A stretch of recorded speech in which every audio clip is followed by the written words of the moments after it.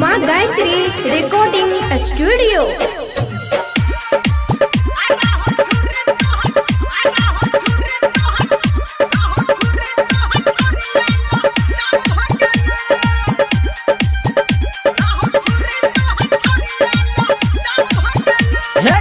छोट रहो टुकला आम भगेलो, छोट रहो टुकला आम भगेलो, रहो ठुरी तोहर छौरिया लताम भगेलो, रहो ठुरी तोहर छौरिया लताम भगेलो। छोट रहो टुकला आम भगेलो, छोट रहो टुकला आम भगेलो, रहो ठुरी तोहर छौरिया लताम भगेलो, रहो ठुरी तोहर छौरिया लताम भगेलो। बुझली गए DJ good Madhubani, DJ good Madhubani, DJ good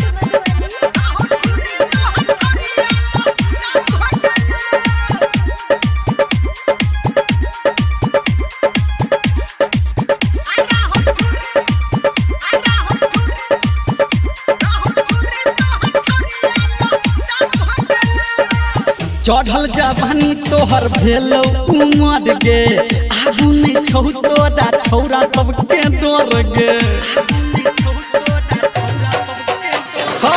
चढ़ल जवानी तोहर भेलो उमर गे, आगू नहीं छौ तोरा छौरा सबके डर गे।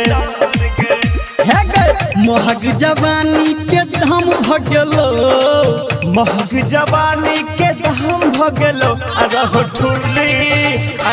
ठुरी तोहर छौरिया लताम भगेलो, रहो ठुरी तोहर छौरिया लताम भगेलो।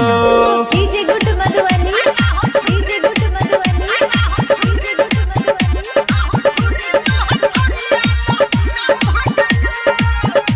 अभी आप सुन रहे हैं सावरिया म्यूजिक।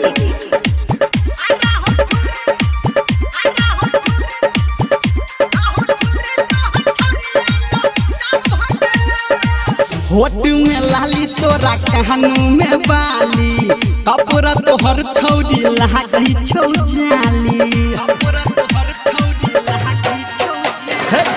होट में लाली तोरा कान में बाली, कपड़ा तोहर छौरी लागई छौ जाली। फूलमतिया से फूल नाम भगेलो, फूलमतिया से फूल नाम भगेलो, रहो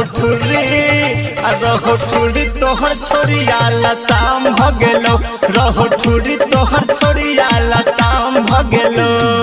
DJ good Madhubani, DJ good Madhubani, DJ good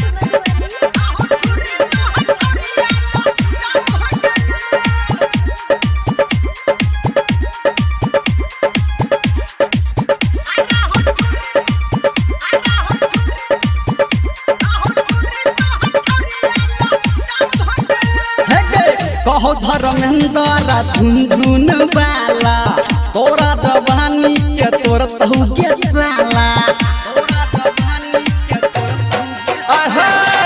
कहो अमरेंद्र झुनझुन वाला, तोरा जवानी के तोर तहु के साला।